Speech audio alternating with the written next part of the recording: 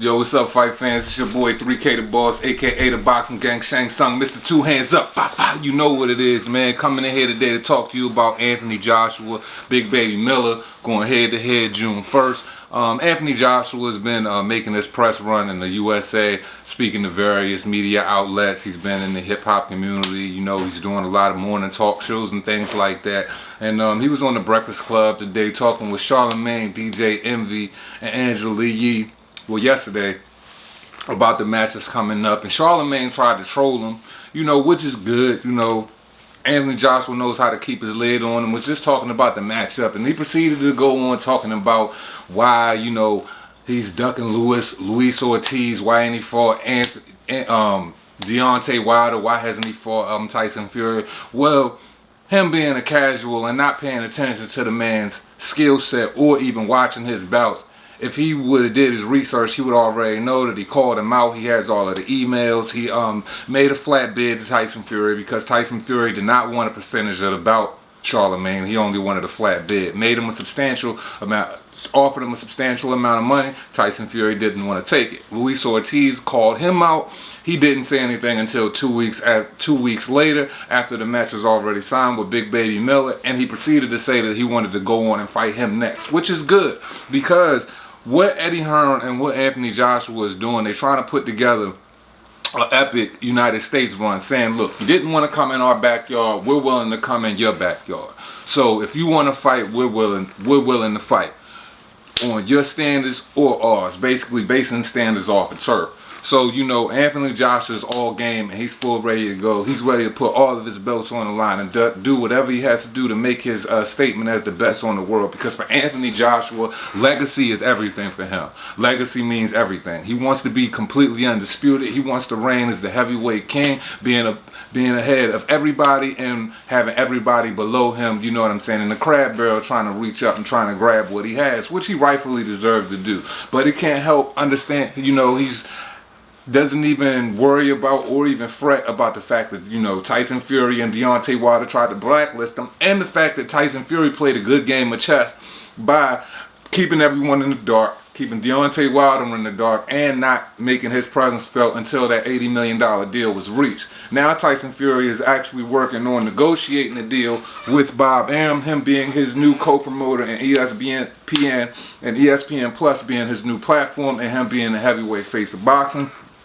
They said they're ready to make Deontay Wilder an extremely lucrative and very financially substantial deal to make this fight happen, whether it's a tune-up fight before that or them guys jumping right in the ring. Deontay Wilder has already said he does not want to wait. He would like to get in the ring now.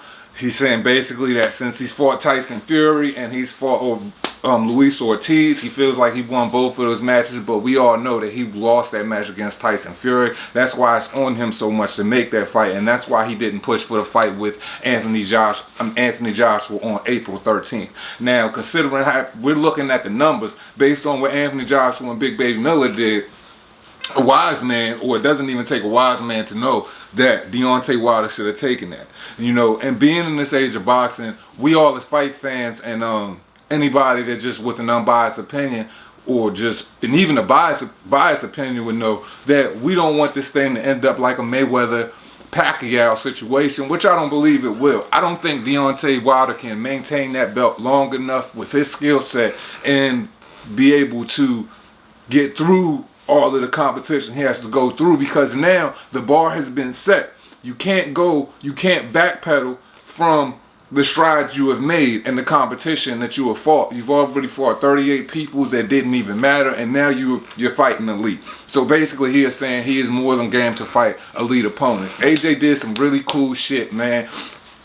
Mr. Two Hands Up loved what he did. He went on Sway in the morning. He proceeded to talk about the fight. And he even kicked a 3-minute and about 30-second freestyle, which was pretty dope. He kicked it all up the head, you know what I mean? Y'all don't know this, but you know I do rap on the low. A lot of my shit will be, you know, posted in as, you know, my intro theme music as I hit the studio and work on my own shit. But this ain't about me. This is all about Anthony Joshua. You know, Big Baby Miller, you know, is trying to flex his muscle. Eddie Hearn just recently went live. That's something he never does.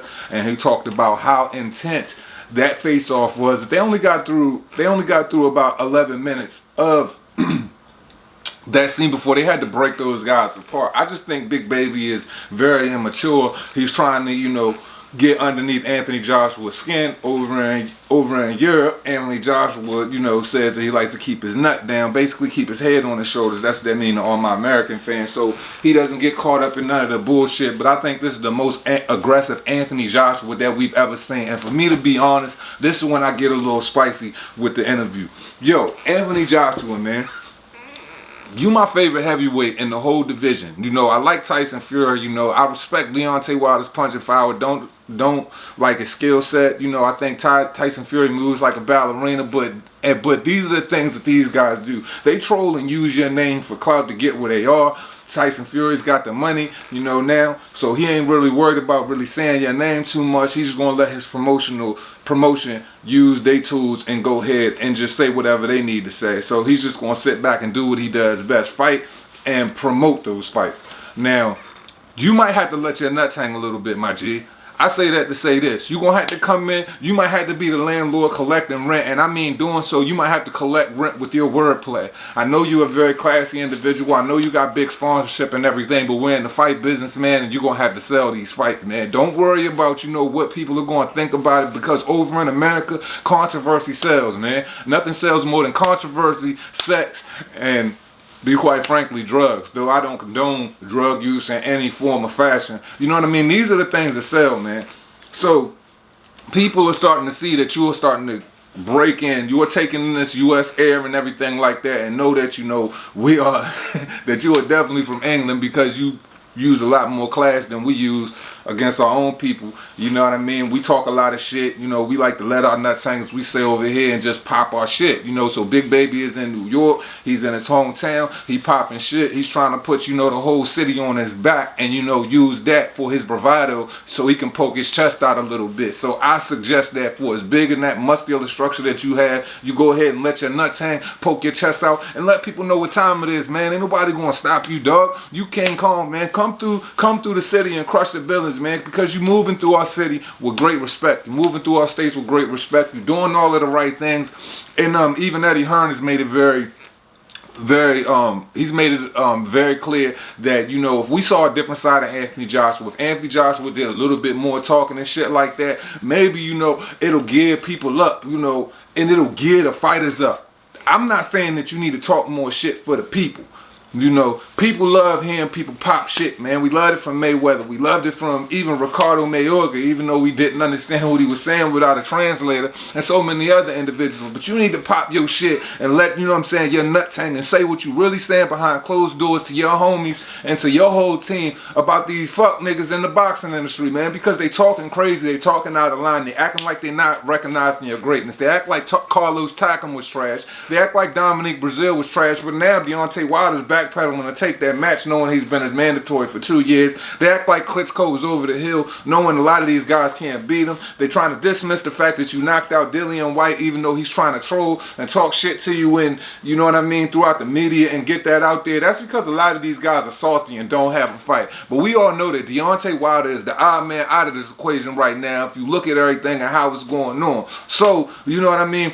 We ain't really tripping. We not tripping about what they saying, because we know what you do. We know how you put it down, from Charles Martin and to all the other fighters that you fought. You know, I've already repeated how many guys that you beat. Your legacy, you know, is being cemented, and you writing your name in the clouds as we speak. So I'm with you.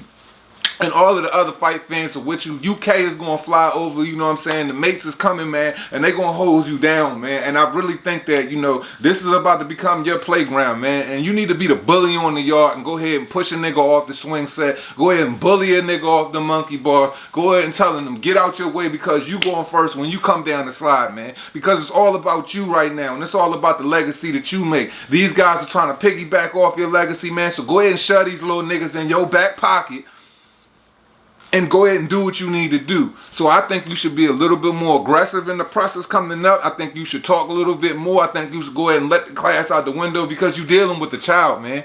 Exactly what you said. You're dealing with a child, and knowing with dealing with a child, man, you might have to stoop down to a child's level and just sun him a little bit and let him know why you the A-side, why you the guy, why I call you the one true king. You know what I'm saying? Because you have done everything to show that you the one true king.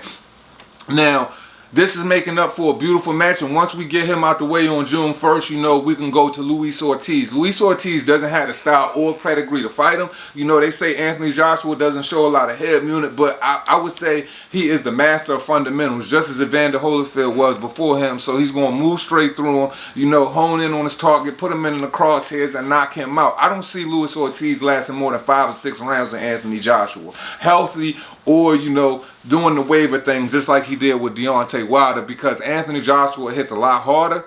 People just having the people that aren't admitting to how hard he hits just hasn't experienced his punch yet. They really don't know the type of animal they get in the ring with. It always looks good on the outside, but when you get in the ring with it, it's a totally different animal. So man, let your nuts hang, man. Come over here, man. Grab the U.S. flag and the UK flag, put them together, man, and just bridge that gap, because it's all about you right now, man. You bringing the Showtime to the States. And you already been a Showtime over there with your England mates, dog. And now we're getting to see firsthand how hard he hits. People gonna feel it in the audience and everything in Madison Square Arena. You've already done it right by getting in the boxing mecca. Now this is the point that I wanted to bring up, that a lot of people, a lot of these Deontay Wilder fans, a lot of this bias, PBC, LDBC, Rainbow Coalition, as I call them, feel free to use that shit if you want to. I want everybody to run with it and just let them know how fugazi they are. Now Deontay Wilder, this is why I have a problem with you. You proceeded to say that when you were talking on the Boxing Voice that you wouldn't even come over to America.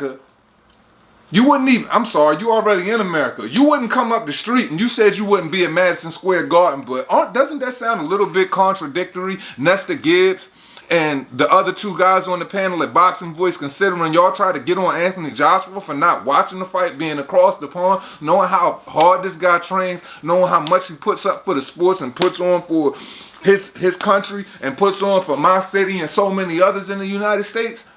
I find that kind of funny that him being at the boxing mecca, this being the biggest heavyweight event this year, and you mean to tell me you're not going to show up to the fight? So that lets me know one thing.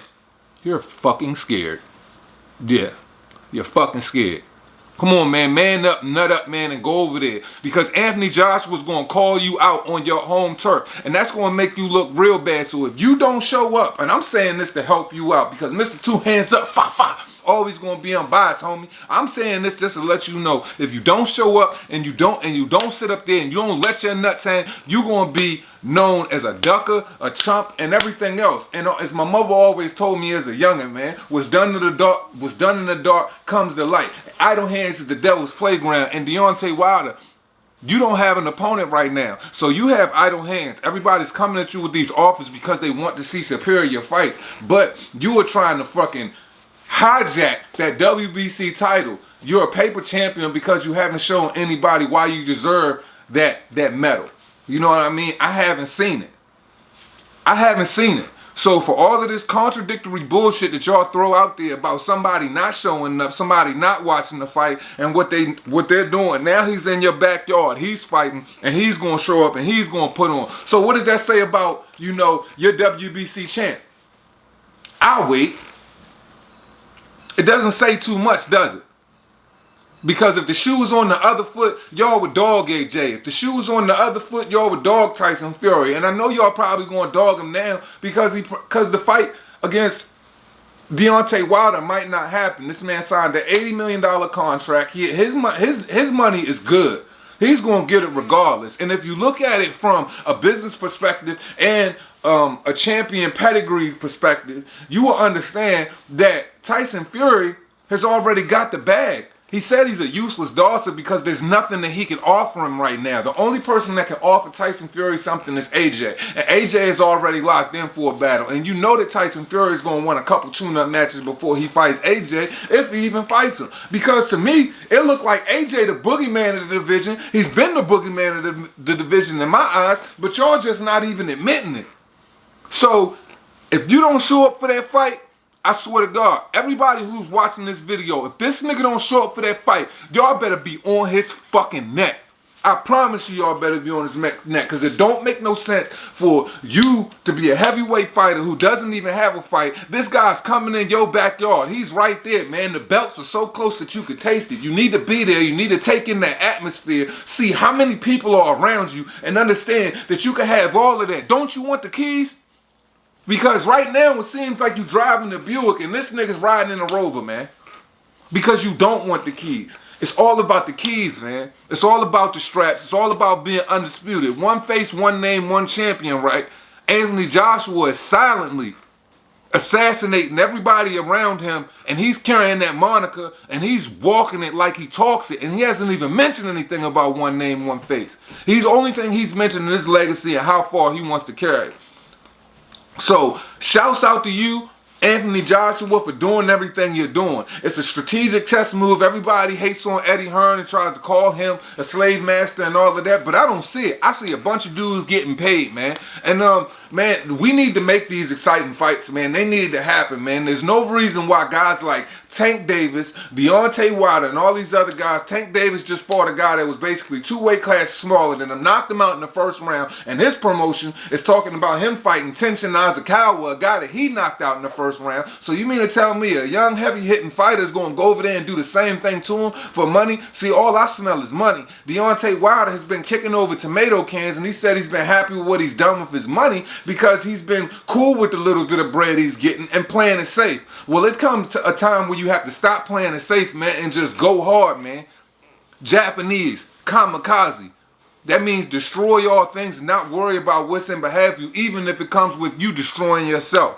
So I say that to say this, man. It costs you nothing to pay a nigga no mind, man, but this is something that I done brought to my attention. And I always say that at the end of my shit. So look, man, we got to do better, man. We got to bring more prestige to the heavyweight division, man. And Anthony Joshua is showing you the way it needs to be done. He done scraped up all of the dead bodies over in the UK. Now he coming over to the States to motherfucking put his damn stake in the ground over here and let you know why he is the one true king, a.k.a. the true boogeyman of the division.